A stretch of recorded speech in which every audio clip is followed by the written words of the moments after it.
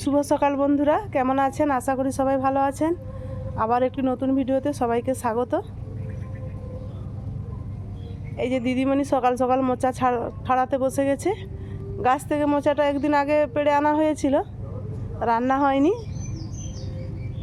আজকে রান্না হবে। আজকে আমার বড় দিদি আর জামাইবাবু আসবে, ডাক্তার দেখানো আছে।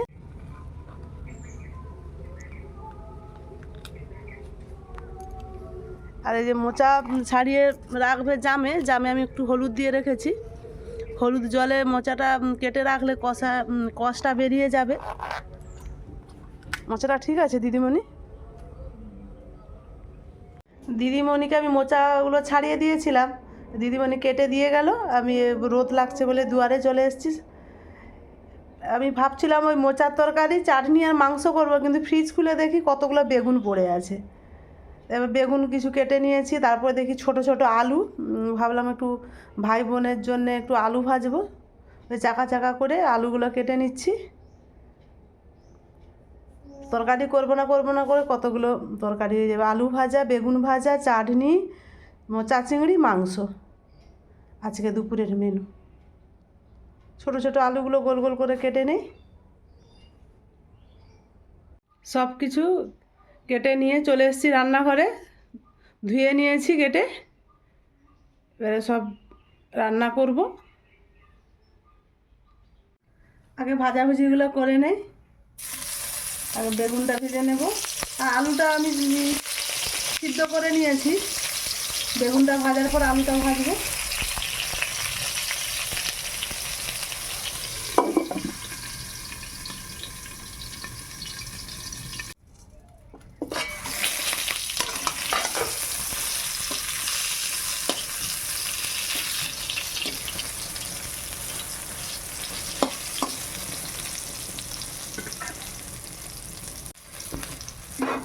বেগুনটা ভাজা হয়ে গেছে, তুলে নেই।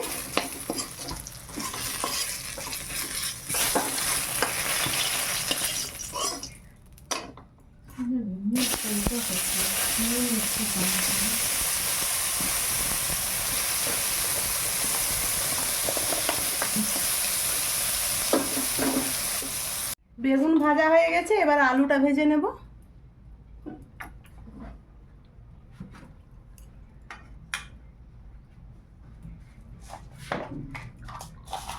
ছোট আলু, তাই একটু 5 ফোড়ন দিয়ে দেব। আর একটা লঙ্কা কেটে দিচ্ছি।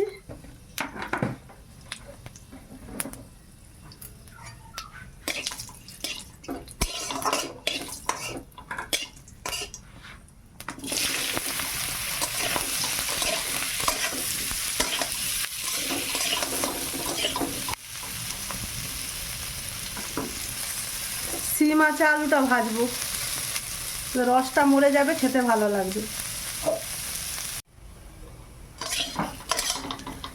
আলুটা ভাজা হয়ে গেছে, এবার তুলে নেই। আর উনানে ভাতটা বসিয়েছিলাম, ভাতটা ফুটে গেছে। এবার ভাতের হাঁড়িটা নামিয়ে কড়াটা উনানকে নিয়ে চলে যাব।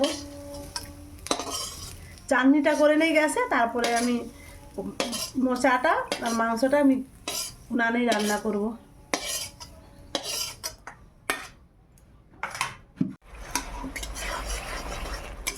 চাটনিটা হয়ে গেছে, এবার নামিয়ে নেই।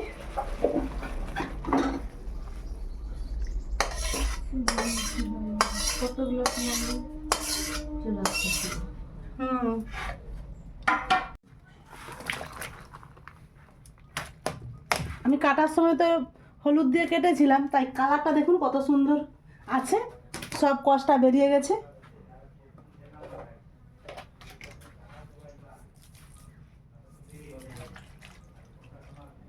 লবণ দিয়ে এবার ঢাকা দিয়ে একটু ভাপিয়ে নেব।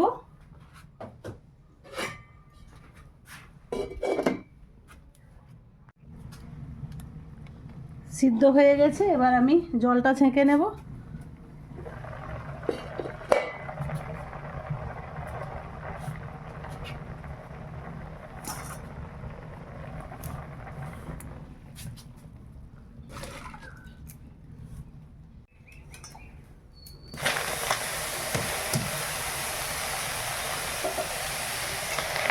একটু মুসুর কলাই দিয়ে দিলাম, আগে থেকে আমি ধুয়ে রেখেছিলাম।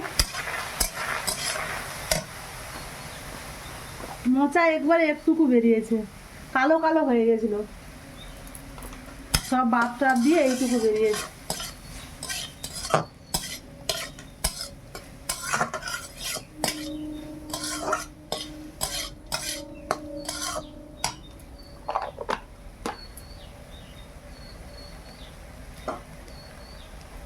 আর জিরে গুঁড়ো দিব।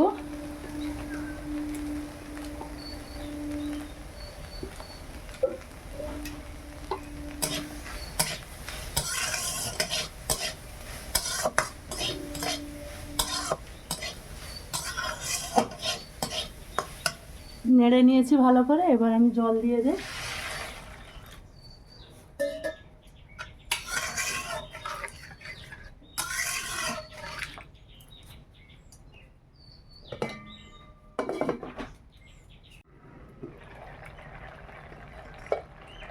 এবার আমি মোচাটা সাঁতলিয়ে নেব, সিদ্ধ হয়ে গেছে।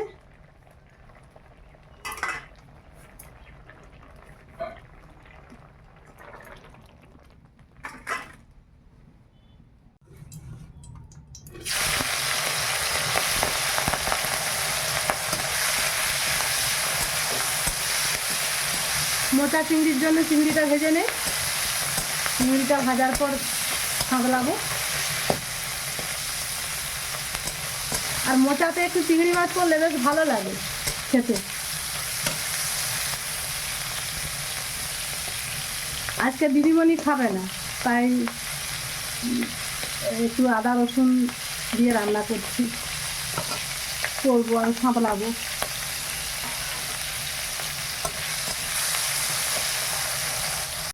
মাছটা ভাজা হয়ে গেছে, আর তুলে নেই।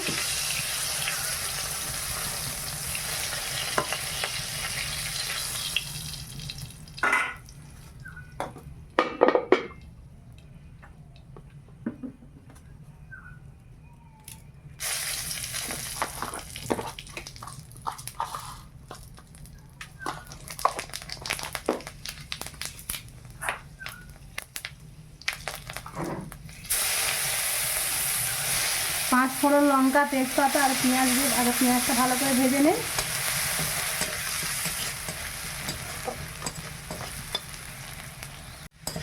পেঁয়াজটা ভাজা হয়ে গেছে, এবার আদা রসুন বাটাটা দিয়ে দিলাম।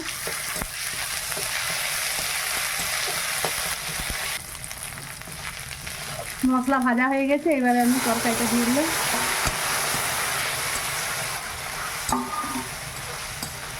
এই সময় আমি লবণটা একটু দেখে লবণ দেব।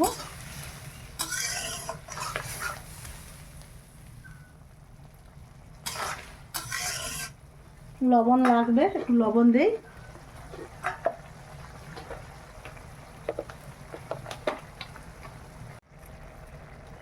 আমি একটু চিনি দিয়ে দিলাম মোচাতে।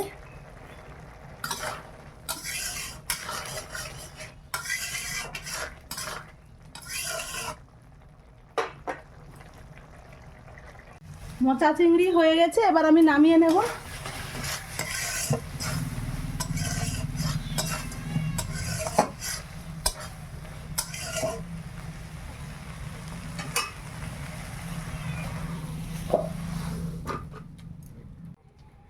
কড়া ধুয়ে এনে বসিয়ে দিয়েছি, এবার চিকেনটা রান্না করে নেব।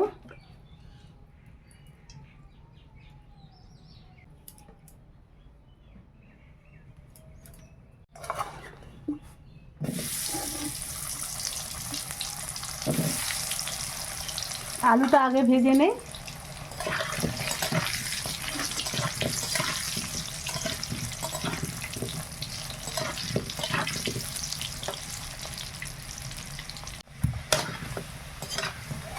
আলুটা ভালোভাবে ভাজা হয়ে গেছে, এবারে তুলে নেই।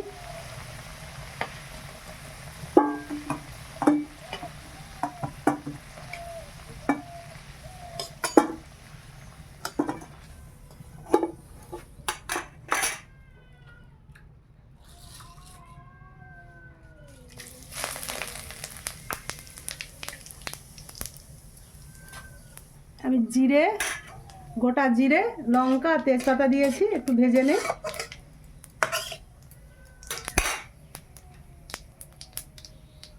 এবার আমি গ্যাসটা দিয়ে দিলাম।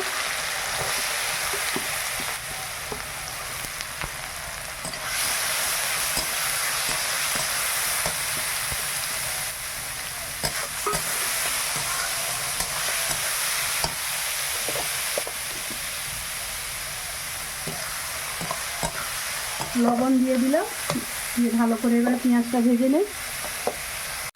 পেঁয়াজটা 50% ভাজা হয়ে গেছে, এবার আমি আদা রসুন বাটাটা দিয়ে দেবো।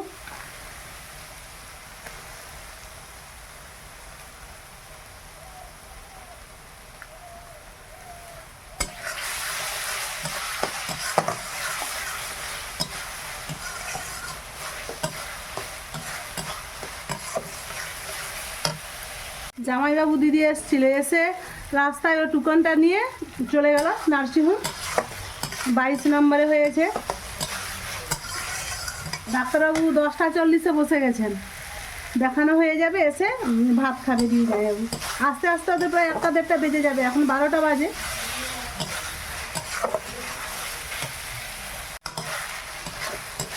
আদা রসুনটা ভাজা হয়ে গেছে, এবার হলুদ গুঁড়ো দেবো,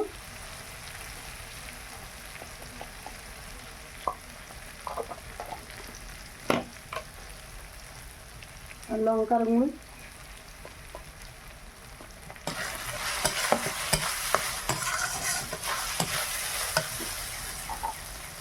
আর দেবো কাশ্মীরি রেড চিলি,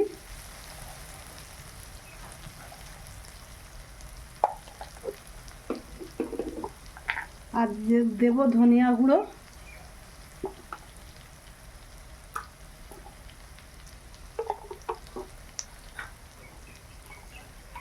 আর দেবো জিরে গুঁড়ো,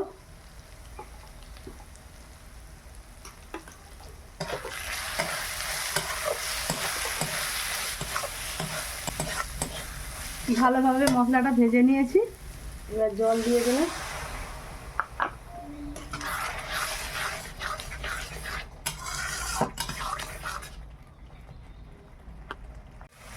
মশলা থেকে তেল ছেড়ে গেছে, এইবার আমি মাংসটা দিয়ে দেব। এই মাংসটা একটু সিদ্ধ হতে সময় লাগবে। এটা উড়িষ্যার রডাইল, আমরা যে রডাইলটা খাই সেই রডাইলটা আজকে বাজারে নেই। এই উড়িষ্যার রডাইলটা এসছে, এটা একটু শক্ত হয়, শক্ত মানে অনেকটাই শক্ত সত্যি, তাই খুব ছোট ছোট পিস করেছি, তাও সিদ্ধ হতে অনেকটাই সময় লাগবে।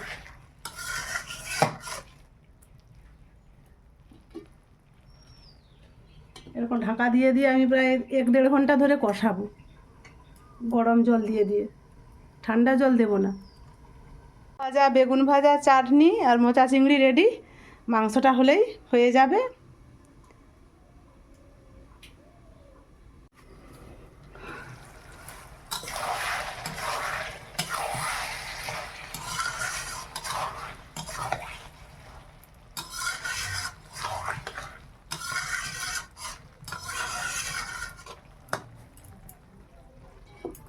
আবার ঢাকা দিয়ে দিলাম, সিম আছে হচ্ছে।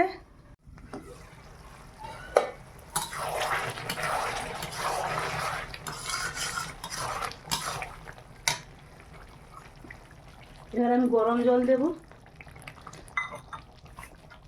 1 কাপ গরম জল দিয়ে দিলাম। এই জলটা মরে গেলে আবার জল দেব। কিন্তু খেতেও দারুণ টেস্ট, একটু সিদ্ধ হতে সময় লাগে ঠিকই, কিন্তু খেতে লাগে দুর্দান্ত।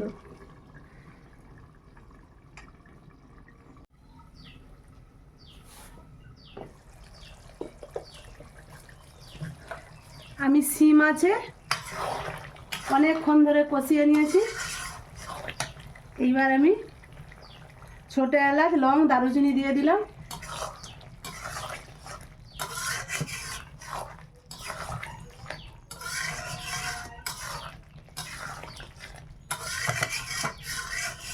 দিয়ে আবারও আমি সিম আছে কষাতে থাকবো।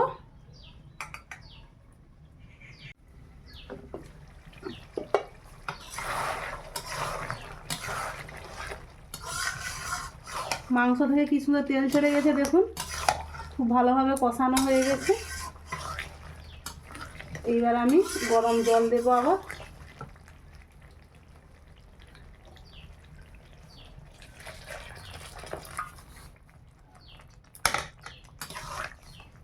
আর দেবো আলু।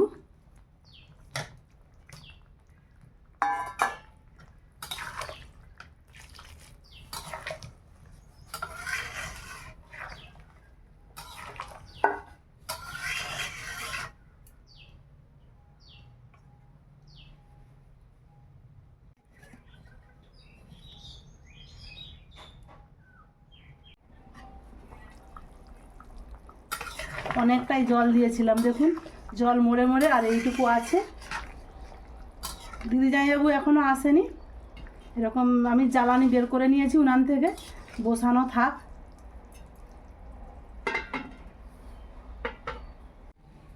ভাত বেড়ে নিয়েছি, এইবার আমি মাংসটা বাড়বো। ওরা ডাক্তার দেখিয়ে এই আসলো, 2টা বাজতে যায়, অনেকটাই বেলা হয়ে গেছে।